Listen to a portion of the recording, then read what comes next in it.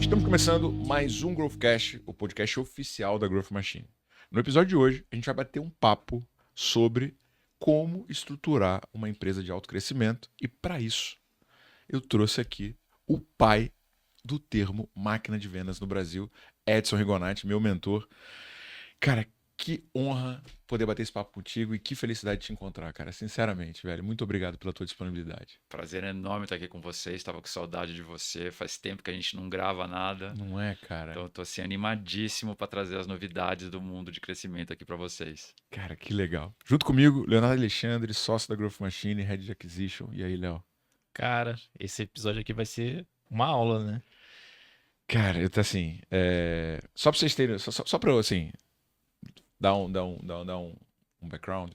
O Edson, fundador da Astela Investimentos, participou de, cara, diversas histórias de sucesso, Portal Educação, Ciatec, recentemente Resultados Digitais, OMI e, cara, uma centena de startups muito bem sucedidas. Só que o ponto que eu quero ressaltar no início é que isso que eu faço hoje na Growth foi por culpa desse cara que tá aqui na minha frente. Porque uma vez ele chegou pra mim e falou: Thiago, tá vindo muita demanda, cara, de gente querendo saber sobre máquina de vendas, velho. Olha só, estuda essa porra aqui, velho. Que tu, pô, tu tá fazendo direitinho aí, tu é bom, tu vai conseguir, Você né? começou estudando Professional Eu tô te Services. devendo um livro. Eu quero o endereço da tua Até hoje você não casa. me Eu quero o devolveu endereço da aquele tua livro. casa. Então não me enrola. Cara, Que velho, máquina Ele de não vendas foi esqueceu o o segundo velho. tema. Cara, olha só. Edson me falou sobre David Scott, sobre For Entrepreneur. Cara, assim, primeiro de tudo, antes de a gente começar, muito obrigado pela tua generosidade, por, cara, cada mentoria, por tudo que você falou. Cara, quando eu fui demitido da RP Flex, eu te falei, velho, o que que você acha, mano? Procura emprego. Thiago, por que que você não tenta, cara? Tu já tá aí ajudando. Você lembra disso, cara? Lembro. Cara, que incrível, cara. Mas assim, eu queria voltar, porque a galera vê o Edson lá em cima, né? Mas não conhece a tua história do início, né? Da tua família, cara, dos desafios que você teve, das primeiras, né? Acham que você já começou bilionário investindo nos outros, das tuas primeiras empresas que você pegou equity em troca de conhecimento. Cara, dá um background assim. Cara, quem é o Edson, né? E como é que você começou nesse mundo de ajudar empresas de tecnologia a conseguirem achar suas vias de crescimento? Legal. Bom, começo talvez fazendo um ajuste ao termo pai da máquina de vendas, porque eu aprendi isso com o David Scott e quem me apresentou o David Scott foi o Eric Santos, É, né? cara, o Eric Então também era outro a nerd, gente né, tem que cara? trazer a filiação aqui direitinho para esse negócio. Mas a minha história começa com uma família muito humilde que veio do interior, né, de Minas, do interior de São Paulo, veio para São Paulo, muito pobre. Minha avó incentivava os filhos a estudar. Meu pai foi empreender com 20 anos de idade, foi o que tiraram, né, tirou a família da linha aí da pobreza. Então, empreendo, trabalho com varejo desde que eu nasci. É, Tentei virar músico, tinha uma banda de thrash metal. Mais cabelo. Eu tinha cabelo. Mas eu percebi que eu nunca ia ser tão bom quanto Sepultura. Eu falei, bom, tá na hora de fazer alguma outra coisa. Fui trabalhar com meu pai e aí a empresa da família faliu, né? Então foi um trauma muito grande e acho que esse trauma foi o que me moveu de volta em torno do empreendedorismo quando eu, por muita sorte, conheci a Marília Roque em 2000, Caraca, quando eu não ela voltou para o sabia. Brasil para montar a Endeavor. Me apaixonei pelo projeto, na época eu já estava na Lucent como executivo. Comecei a me envolver, aquilo era o meu futsal, né? Todo dia, final do dia, eu ia lá jogar um pouquinho de bola com os empreendedores. Aquilo foi virando o que mais me dava energia e eu queria fazer aquilo o dia inteiro, né? Eu queria que aquilo fosse o full-time job, não o futsal do fim do dia. E o business de quem gosta de estar com os empreendedores é virar investidor de venture capital.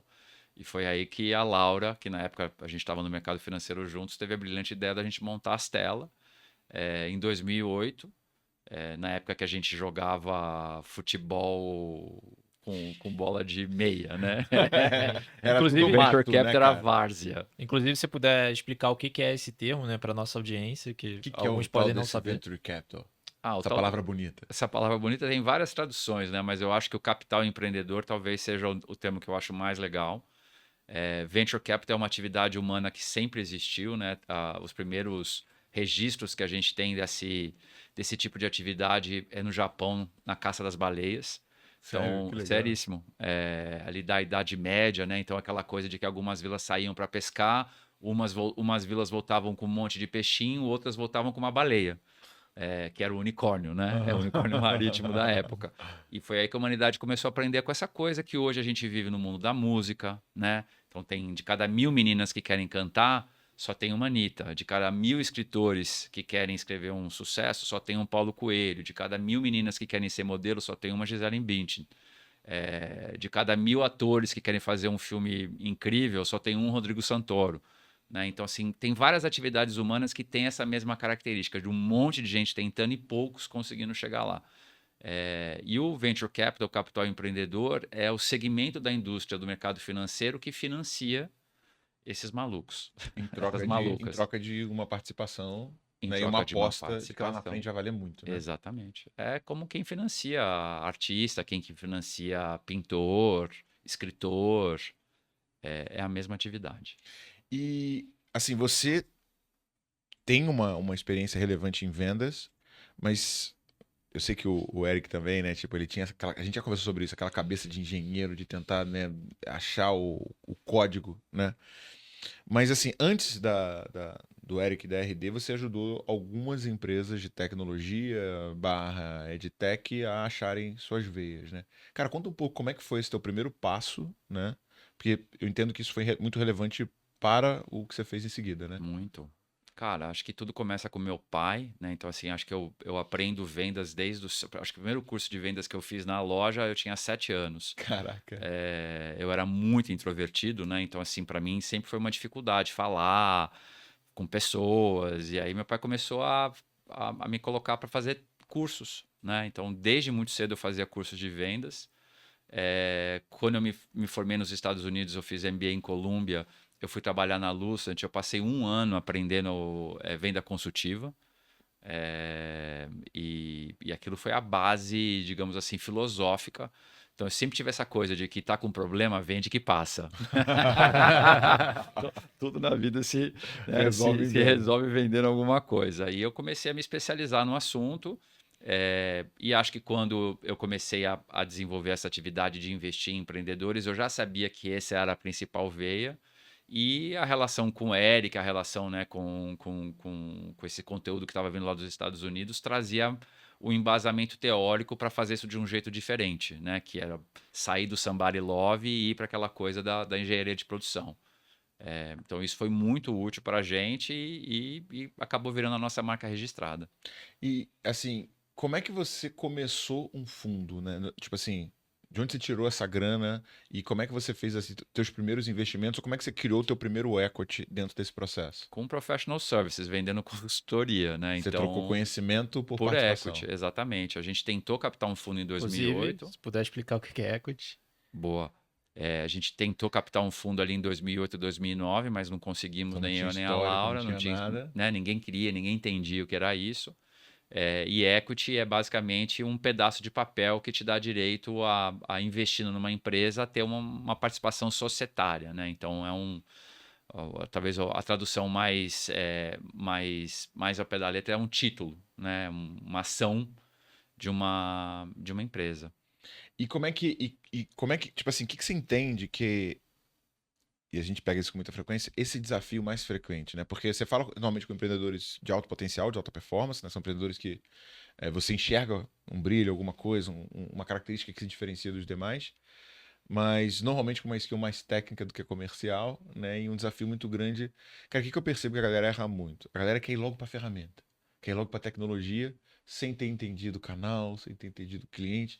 Conta um pouco, cara, de cara, como é que você ajudou essas primeiras empresas e conseguiu gerar esse valor para os caras acharem veias de crescimento e ter as saídas, né? Acho que uma foi para TOTUS, né? E a outra, a Ciatec foi TOTUS, não foi ou não? A Ciatec foi o UOL, Ah, o UOL, a gente pode crer. vendeu a Kenobi para a Gup, vendemos a Culture Rocks também para o UOL. A Culture Rock foi, eu não sabia. Foi. Caraca, que legal. É. Pô, eu gosto muito do trabalho deles. Não, o Kiko é um cara incrível. É, é, é. E todo mundo, acho que com essa pegada, né, de fazer de coisas tanto para B2B quanto para o B2C. Eu gosto muito de trazer o caso da Salve, né? A Salve, ela trouxe a máquina de vendas para o consumo.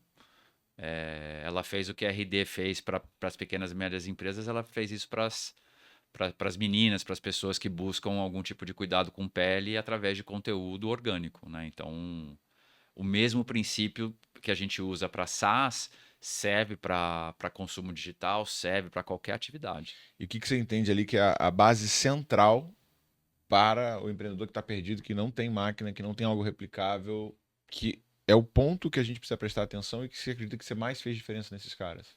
Foco. Sempre foco. É impressionante como qualquer coisa que cresce precisa de uma Normandia. E o maior problema de qualquer empreendedor é que todo empreendedor quer conquistar a Europa, mas invade pelo Bósforo, pelas praias da Itália, da França e não escolhe a Normandia. Né? E os casos mais legais de crescimento, especialmente os crescimentos, a gente pode falar de crescimento com força bruta, que é o tal do Cobra Kai, né? É. Muito dinheiro, e tem o Mr. Miyagi, que é quem, né? Quem cresce com conhecimento, com solidez, com profundidade.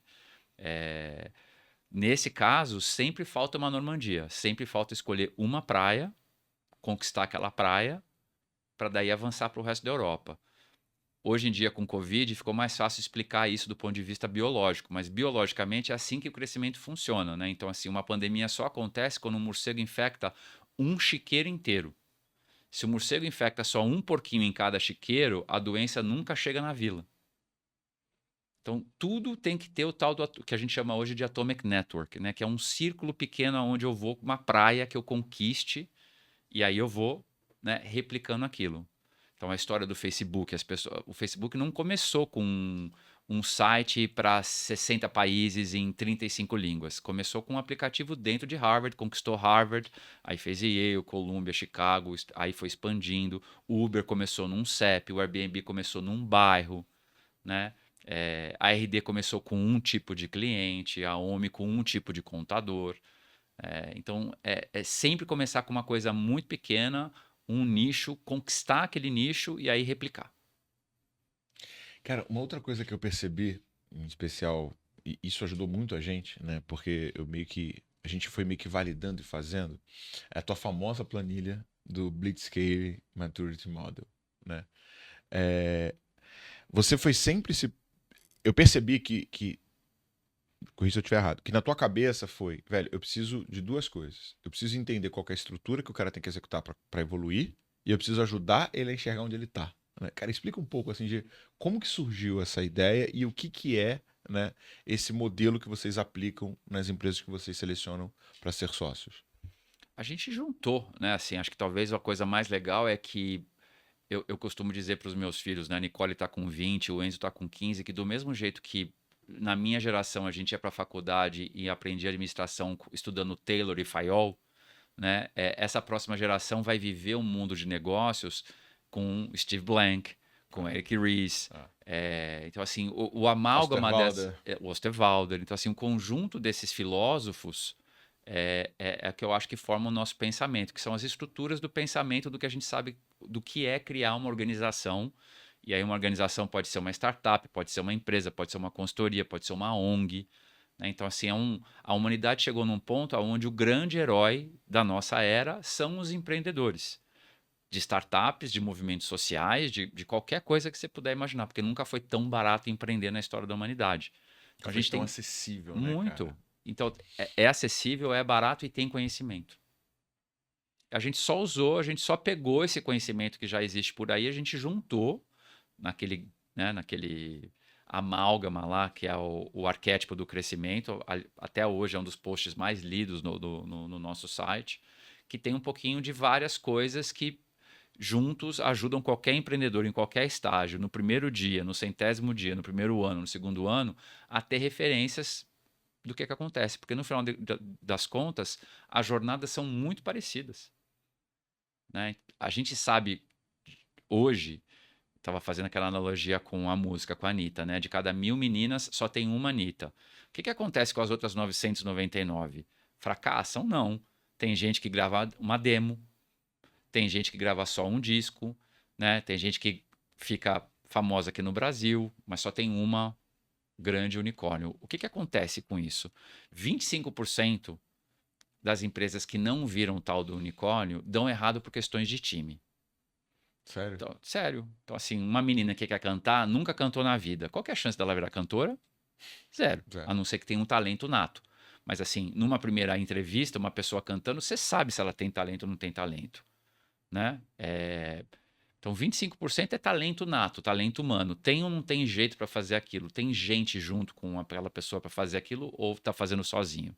Então, 25% das empresas não viram unicórnio por questões de gente, estrutura societária e tudo mais. 25% não chega lá por questões de recurso, não consegue dinheiro ou pega muito dinheiro, né? Então a gente tem que lembrar que pouca água mata a plantinha, muita água também mata a plantinha. Então 25% dá errado por falta de recursos.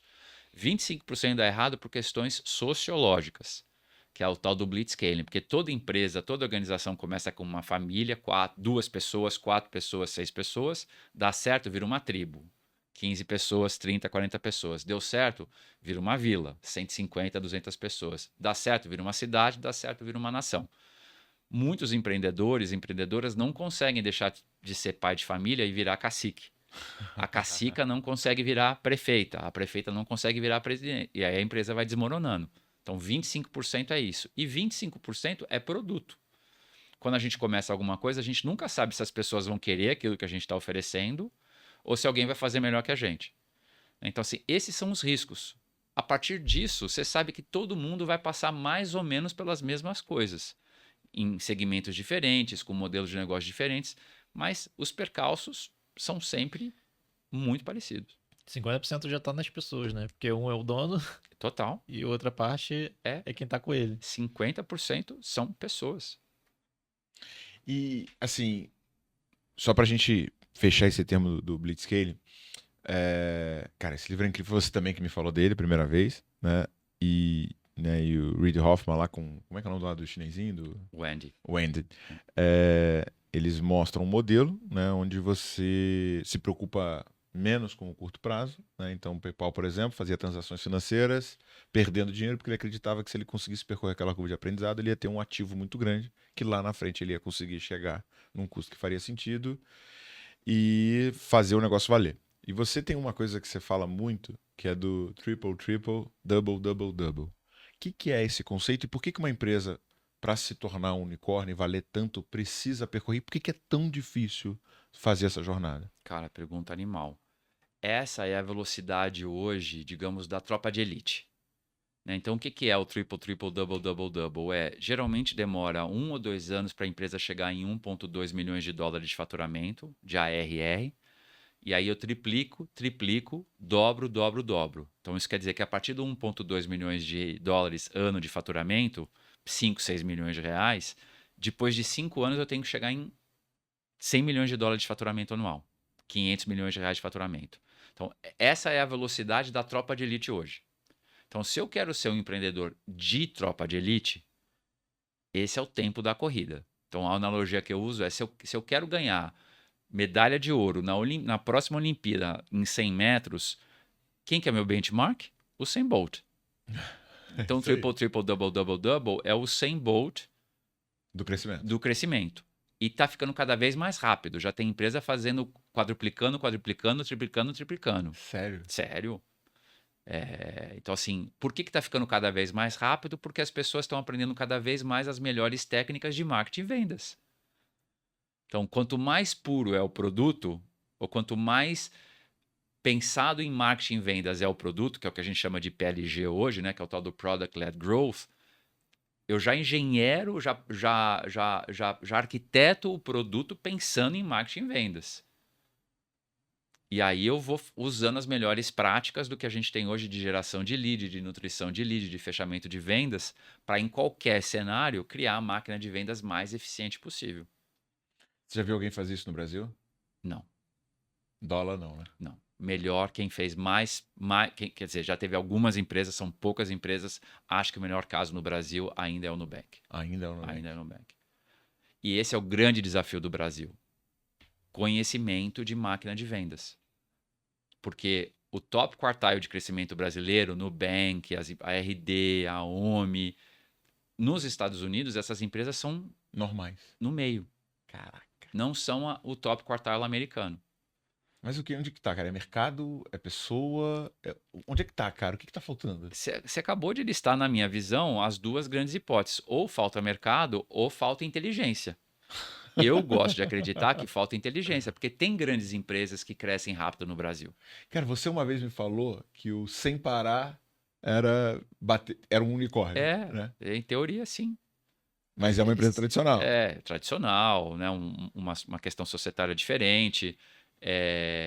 Pega a história da XP, né? A XP teve crescimento de triple, triple, double, double, double. A EQI, né? Que foram os meninos que saíram da RD para montar uma corretora e Uhum. cresceram no Eu vi. mercado financeiro em triple, triple, double, double, double, sem ter nada a ver com venture capital.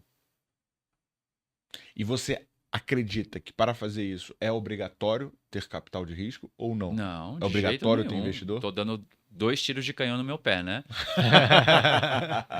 Mas é necessário ter inteligência. Mr. Miyagi total. Você pode fazer com muito conhecimento, né? Muito. Se você pegar assim 2 dos casos, talvez assim mais gritantes na história do venture capital, vamos pegar o WhatsApp e a Veva, Uhum. uma coisa de consumo, uma coisa de B2B. Ambas empresas captaram dinheiro e nunca usaram. Sério? Eu não sabia Sério, o disso. WhatsApp captou $5 milhões com a Sequoia e nunca usou o dinheiro. No dia da venda para o Facebook, eles devolveram o dinheiro. Porque Caramba. gerava negócio e crescia com o negócio. A Veva, a mesma coisa, pegou $4 milhões com a Matrix, maior retorno da história do Venture Capital, deu 1.271 vezes o dinheiro investido. Você imagina você pegar um dinheiro que vai te retornar 1.271 vezes. É a história da Veva, que criou uma empresa de B2B, large enterprise, vendendo para o mercado farmacêutico, um CRM em cima Do do Salesforce. Salesforce, sem precisar de dinheiro. Porque vendia, cobrava adiantado, era tão eficiente que cada vendedor que vinha vendia mais, que gerava caixa, cobrava adiantado e vai crescendo. Mas também a gente viu casos assim que foram boom e que no final deram problema, tipo uma Zenefit, né? Claro. E aí, de repente, faltou o quê? O aspecto cultura, o aspecto... Puta, a gente pode pegar aquelas 4 categorias, né? Gente, time, evolução organizacional, muito dinheiro, pouco dinheiro, recurso, Muito dinheiro. produto. Porque assim, era uma tese brilhante, né? Só para posicionar a galera. Zenefit foi uma startup que surgiu no Vale. Ela tinha um software de gestão de benefícios, só que ela disruptou completamente o mercado. Ela dava o software gratuitamente e fazia a corretagem do dado que ela conseguia do cliente. Então, se você tem o teu ticket de alimentação com a VR, ela ia lá e negociava com a Flash. E aí ela tinha um revenue share baseado nessa transação e criou um negócio. Como era um O que software é revenue share? participação, comissionamento sobre a receita gerada dentro da plataforma. Né, o Léo ele me ajuda a escalar. Tô adorando. Ele tá parecendo meu pai. Meu pai ficava escutando os podcasts e falava assim, cara, não entendi metade, você tem que explicar. E é um treino constante que a gente tem. Cara, e aí a Zenefit, ela foi a primeira empresa, se não me engano, acho que a chegar a $100 milhões em 3 anos. Foi Isso aí. não é? Só que no meio do caminho, o negócio, cara, disruptou de dentro pra fora. Assim, começou a ser uma porrada de escândalo, caramba. Parece um pouco o We Crashed, né? Só que num nível um pouco menor, Total. né? De É bem grana. por aí. E aí você volta no que você falou, né? Às vezes o dinheiro demais também pode ser um problema. Né? Geralmente é. Geralmente é. Geralmente é. Então, assim, eu não estou falando que os empreendedores não precisam correr atrás de dinheiro, né? Pelo contrário, eu acho que o dinheiro acelera quando você tem uma boa máquina de salsicha. Mas eu só queria que as pessoas soubessem que não é necessário. Né? Que com inteligência, com um bom produto, você consegue criar uma grande empresa. Em ritmo de Consideravelmente. elite. Alto. Exato. Agora tem uma coisa que é o seguinte, Edson. Eu não sei se você vai se lembrar dessa história, né? Que uma vez um amigo seu, RD, nascendo, você nem era investidor dos caras ainda. Um amigo seu falou assim: pô, me apresenta esses meninos. Você lembra dessa história? Lembro. Cara, conta um pouco, porque eu vejo ela como uma excelente tangibilização da questão do foco. Porque você fala foco, o cara, pô, foco em quê? Ele não consegue entender muito bem. Conta um pouco essa história. Isso foi incrível, marcou muito. Eu lembro que tinha um conhecido meu que era presidente de uma empresa gigante no Brasil, ficou sabendo que a gente ia investir na RD, pediu para apresentar para o Eric, porque ele queria contratar um software, né, de marketing digital. E o Eric respondeu para ele e falou assim, cara, esse meu amigo queria que o Eric viesse para São Paulo para fazer uma reunião presencial com o time dele. O Eric respondeu assim para ele, se você não puder comprar meu produto pelo telefone, você não é meu cliente. O cara ficou possesso da vida, né? Xingou o Eric, mas o Eric manteve o foco de só vender para quem fosse comprar pelo telefone. Isso é foco. E se você perguntar para o Eric hoje do que ele mais se arrepende, ele se arrepende de não ter tido mais foco.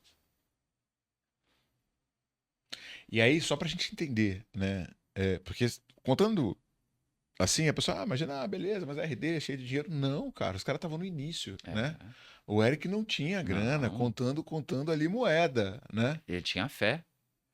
Ele sabia que para poder criar uma empresa com crescimento consistente, ele tinha que focar. Que é o tal do que eu brinco no exagero, né? Que é um produto, uma persona, um tipo de venda e uma fonte de lead. Ponto. Ponto. Foco, foco, foco, foco. Essa, para mim, é a fotografia da célula-tronco ideal de uma empresa que tem capacidade de crescer muito rápido. E aí você entende o seguinte, o Eric, mesmo precisando de grana, ele não estava preocupado, né, em trazer um novo cliente. Ele estava preocupado em validar se ele tinha achado o canal de aquisição para fazer aquilo que ele queria. E é por isso que eu acho que quem quer crescer tem que estudar engenharia de produção. Tem Sério. que ler a meta. Caraca, velho. É o cerne da venda, é engenharia. Né? Então, assim, eu gosto de usar muito o exemplo do carpinteiro. Se eu tivesse uma empresa de carpintaria, né, e eu tivesse um carpinteiro só produzindo, e de manhã eu pedisse para ele produzir uma cadeira, na hora do almoço uma mesa e à noite um sofá, a produtividade dele nunca vai ser a mesma se ele produzisse só cadeira o dia inteiro. A produtividade dele nunca seria a mesma se todo dia de manhã tivesse a quantidade exata de matéria-prima e ele não tivesse que parar para esperar chegar a matéria-prima. E é isso que acontece com vendas. As pessoas querem vender uma coisa de manhã, outra coisa no almoço, outra coisa na noite. Aí no dia seguinte não tem matéria-prima o suficiente, lead o suficiente para cada uma daquelas coisas. Então a linha de produção está sempre parada, está sempre subótima. E é por isso que eu acho brilhante o conceito de pod do Iaco, do Winning by Design. Né? Cara, explica um pouco o conceito. Que é um conceito de linha de produção. Vendas é uma linha de produção. Entra lead, matéria-prima, madeira, e sai venda, sai cliente, sai sofá, sai cadeira. E aí você tem, assim como numa fábrica, você tem uma pessoa que limpa a matéria-prima, que limpa a madeira, para quando chegar na mão, no meio da produção, a pessoa não ter que fazer isso e cortar, para quando chegar na mão do carpinteiro, tá prontinho para ele poder fazer o que ele tem que fazer, que é diferente de o carpinteiro ele ter que ir na floresta, cortar a árvore, limpar a árvore, cortar e aí fazer a cadeira. Isso é um processo de venda organizado, estruturado, e vale para SaaS, pequena empresa, média empresa, grande empresa, vale para empresa de consumo, vale para marketplace, vale para todo mundo. Engenharia de produção. Deixa eu até tentar traduzir um pouco isso que você está falando, né?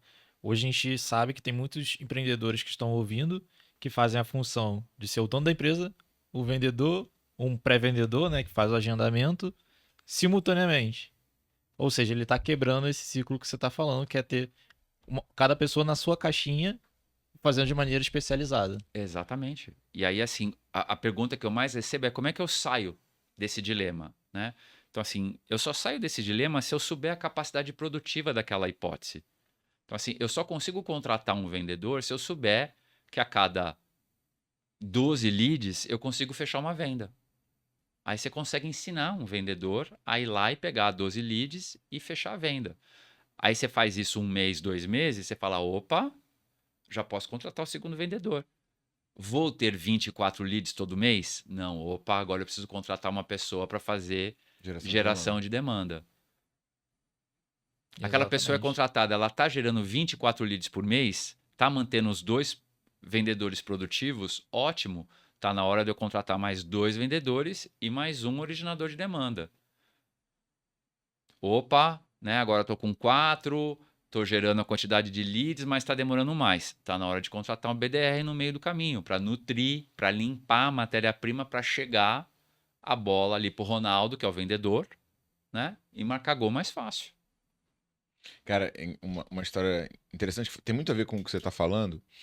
Eu fechei contrato, né, lá com o Francisco Neto, lá, Estadão, né, e ajudei eles a criar uma BU, né, que vendia lá uma ponta de conteúdo e tal. E do, tipo assim, início, né, tendo que tirar do chão, um dos primeiros clientes que foi fechado, eu fiz uma negociação e falei, cara, vou até a empresa ajudar vocês, né? E fui lá, tipo, desenhar modelo, fazer um negócio legal para gerar valor.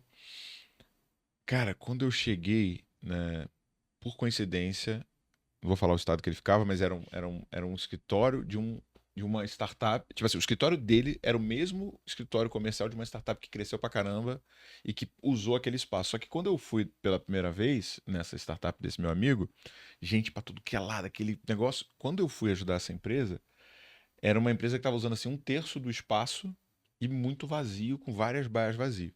Aí o empreendedor foi me falar, eu falei assim, cara, olha aqui, eu contratei a ferramenta Y, a ferramenta sei lá o quê, eu botei 15 SDRs aqui, botei 15 vendedores aqui, tinha captado 5 milhões, botei o negócio para rodar, em 6 meses eu tive que mandar todo mundo embora.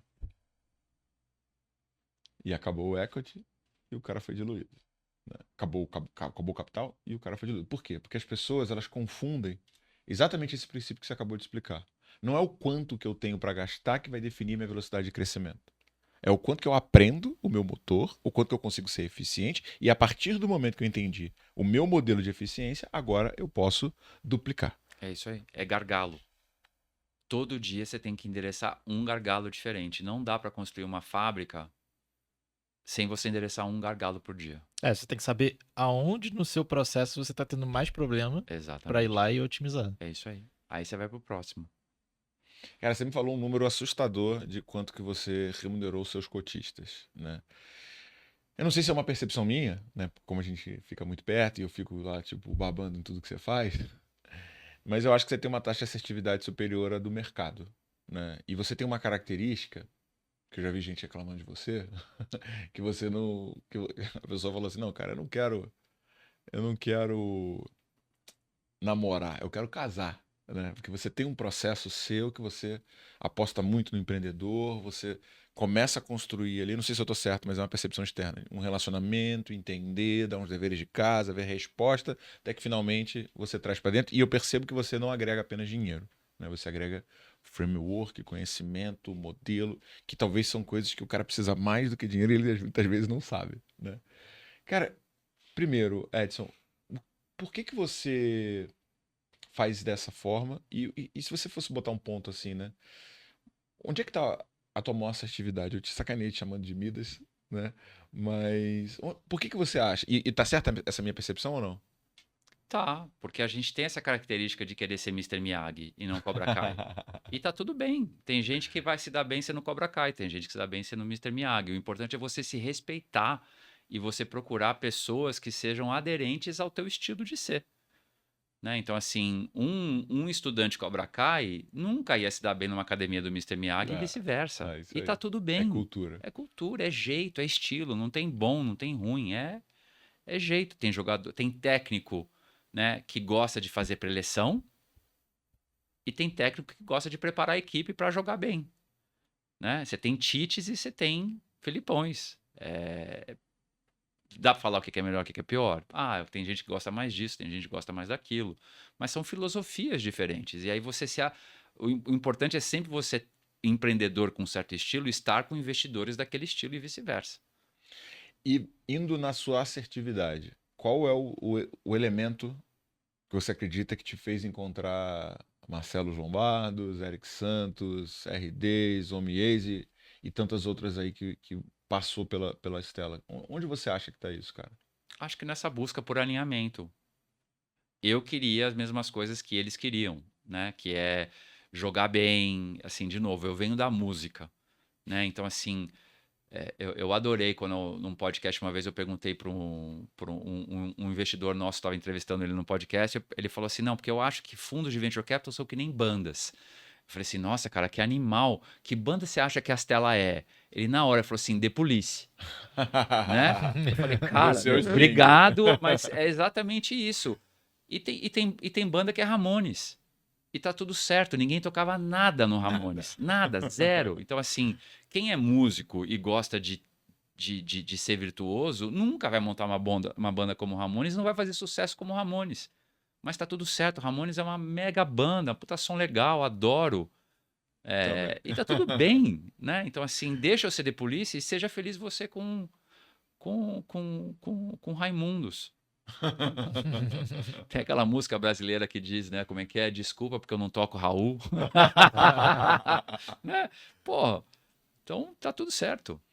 E, assim, o Thomas Tunges, ele tem falado bastante sobre a mudança do modelo de avaliação de valor, né? E para quem não sabe, o Thomas Tunges, ele é um advisor da Redpoint. Como é que a gente pode classificar ele? Ele saiu da Redpoint, tá montando o fundo dele. Ah, é? Que legal, não sabia. Tá com Não fundo sabia. novo. Mas ele era um dos investidores da Redpoint.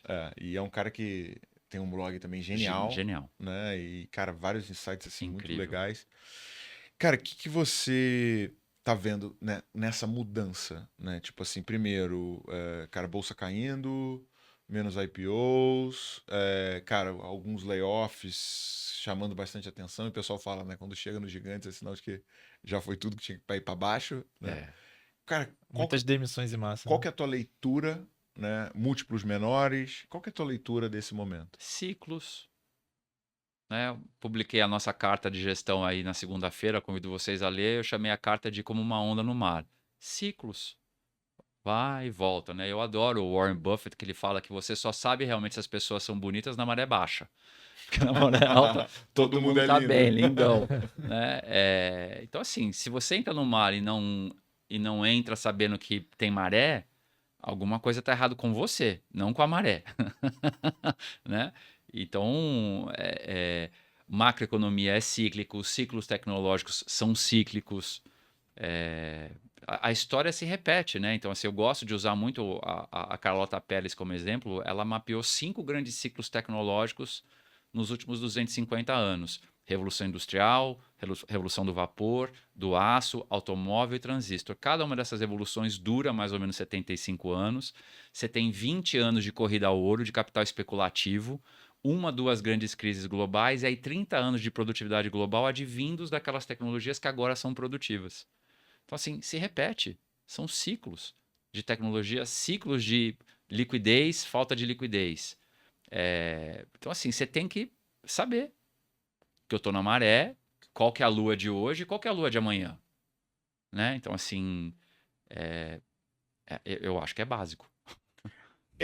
Eu concordo contigo, mas ao mesmo tempo eu vejo uma oportunidade, saca? Porque nas marés baixas, né, ela foi uma coisa que o Léo fez. O Léo aumentou em 10 vezes a geração de leads sem aumentar time e aumentar investimento. Exato. Porque eu preciso racionalizar e ser mais eficiente, Exato. né?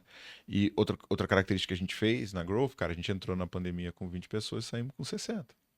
Então, Porque todo mundo percebeu que... Eu precisava explicar que o cara tinha que saber vender de maneira inside sales digital. O cara falou, não, só tem isso agora. mas o que aconteceu aí? Ou vocês deram sorte, ou vocês souberam alguma coisa que os outros não sabiam. Exatamente. Sim, e hoje em dia, né? Ou os dois. A gente eu tenho pouco escutado dos dois, bastante, com certeza. tenho escutado bastante dos clientes, cara, eu sempre vendi por indicação, não tinha um processo estruturado, o mercado ficou mais concorrido, tá mais difícil, e agora eu preciso ser mais eficiente. Então, essa demanda tem surgido, né? Sempre. E Edson, pra gente fechar, cara. Primeira coisa, você que tá assistindo isso no YouTube, tá? Comenta aqui embaixo quem você quer ver aqui no Growthcast. E você que tá assistindo no YouTube ou no Spotify. Cara, tira um print da tua tela, joga nos teus stories, tá? Marca @thiago.reis.gm. Leonardo.alexandre.si. O meu não marca, não.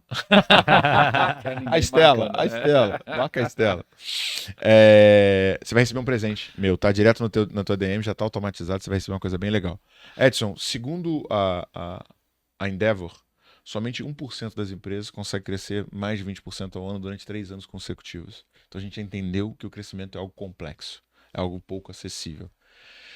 Passou pela sua vida, passou pelo seu contato, tanto empresas que você investiu, quanto empresas que você de alguma maneira avaliou e lá na frente porraram, deram certo. Tenho certeza que você deve ter também alguns arrependimentos. Vários. Né? Depois a gente pode, numa próxima Vários. oportunidade, a gente pode falar quase sobre isso. público. que você... E eu bato muito o seguinte, cara. Eu acredito que o método, que o modelo é importante, mas pra mim o que mais falta nos caras que não crescem é fome. Porque quando você tem fome, você corre atrás de conhecimento. Você me conheceu, você sabia que eu era um pobre desesperado para ficar rico, querendo conhecimento, e mesmo sem ter nenhuma condição ou nenhum cenário que pudesse me fazer isso, com aqueles meus sócios muito loucos, eu tava lá sonhando, buscando indo atrás de mentoria e tal, e aqui tô hoje. Cara, o que você percebe de diferente desses caras que estão no 1%? A agilidade de aprendizagem. É exatamente o que você falou que você fez. Esse é o tema. Quem sabe aprender, quem gosta de aprender, quem aprende rápido. Ponto. Ponto. Animal, cara. Animal. Então, cara, você que tá ouvindo, né? E não tá aprendendo rápido, não tá crescendo rápido, cara, não reclama de falta de vendas, reclama de falta de conhecimento. É Porque isso é aí. só isso que tá te Tá faltando. com problema? Vende que passa. Cara, muito bom bater esse papo contigo, cara. Oportunidade É. incrível. Toda vez que eu Adoro. chego perto de você, eu aprendo mais É isso. É vezes. troca, a gente aprende junto. Cara, e vambora, cara, vambora. Obrigado demais por tudo que você fez pela Prazer gente. enorme. Parabéns Obrigado aí pelo pela trabalho que vocês estão participação. fazendo. E vambora. Eu Ó, agradeço. e você que ouviu esse podcast, quer passar 3 dias com a gente entendendo como é que você monta a tua máquina de vendas? Imersão Growth Machine, link na descrição desse episódio. Você está convidado, tá? Eu quero você lá um dia falando com a galera sobre máquina de Vai ser um vendas. prazer. Próximo vai ser em março, tá? Tendo disponibilidade, Boa. vai ser incrível. Vai ser no Ou Sheraton eu, alguém da WTC. tela, vamos estar lá. Eu vou te mandar direitinho, você vê quem pode ir representando você ou você mesmo. Se for você, vai ser incrível. Fechado. Tá bom? Boa, Obrigado. obrigado pelo convite. Bora. Valeu, gente.